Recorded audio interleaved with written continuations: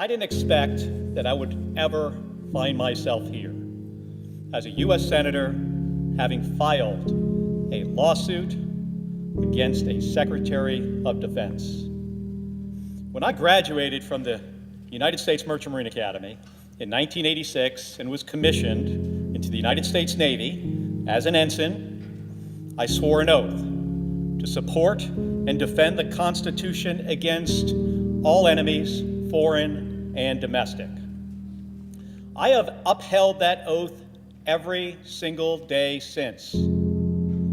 I upheld it on the second night of Operation Desert Storm, when a Russian-made SA-6 surface-to-air missile locked onto my airplane while I was on a mission to bomb an airfield in southern Iraq.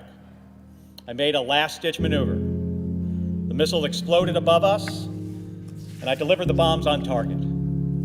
I upheld my oath as a test pilot, logging hundreds of flight hours, pushing aircraft to the limits to make sure that our pilots had the best aircraft and systems to use in combat.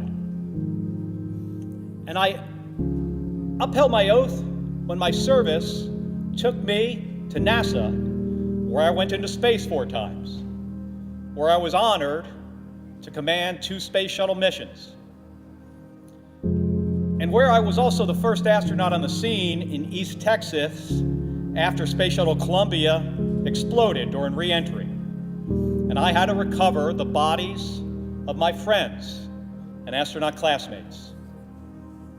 And I have upheld my oath here in the United States Senate, a place I never expected to find myself in. Because my wife, Gabby, was always the elected official in our family. If she had never been shot in the head, it probably would be here, she would be here in this chamber and not me. But I love this country, and I felt that I had an obligation to continue my public service in a way that I never expected. And so, I've upheld my oath in this job too, because I take seriously my duty to protect the Constitution for all Americans. I just never expected that I would have to protect the rule of law against a Secretary of Defense. Pete Hegseth is now coming after what I earned